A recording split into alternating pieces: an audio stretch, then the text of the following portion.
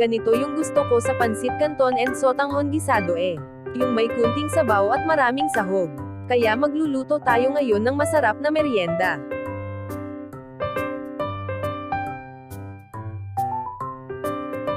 Ihanda muna natin ang mga kailangang sangkap.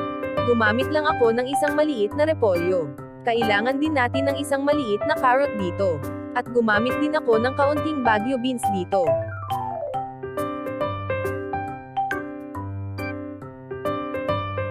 Mag-slice na rin tayo ng sibuyas at garlic, panggisa mamaya.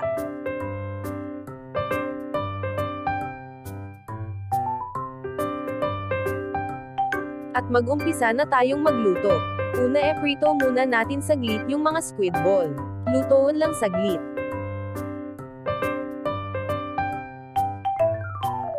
Then isusunod na din natin lutoon yung mga hipon, lagyan lang na ng kaunting asin at paminta.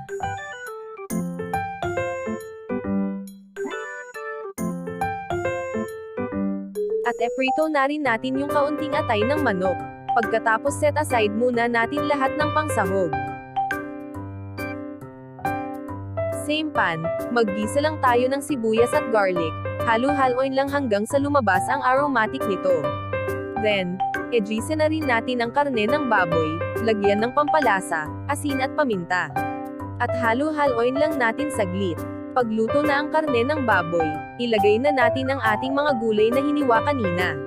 Carrot, Baguio beans at cabbage.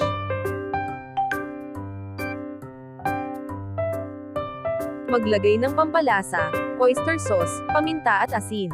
Haluin at lutoon lang natin saglit. Once ma-cook na ang ating mga gulay, set aside muna natin.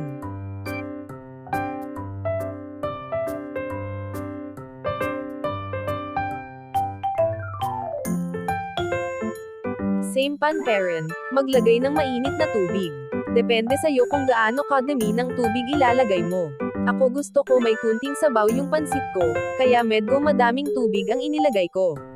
Lagyan ng toyo pampalasa at pampakulay na din. Oyster sauce, pork cubes at paminta. Haluin saglit, at ilagay na natin ang sotanghon at pansit canton. Haluin at lutoon saglit.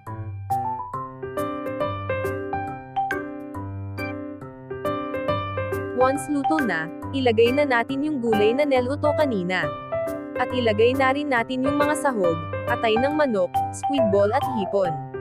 Kunting halo-halo lang.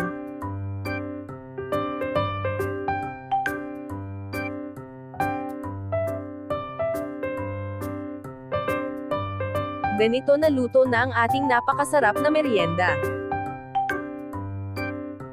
Kung nanonood ka pa hanggang ngayon, ibig sabihin na gustuhan mo ang recipe natin today. Paki-comment naman kung taga saan ka, para malaman ko saan nakarating ang videos natin. Maraming salamat po.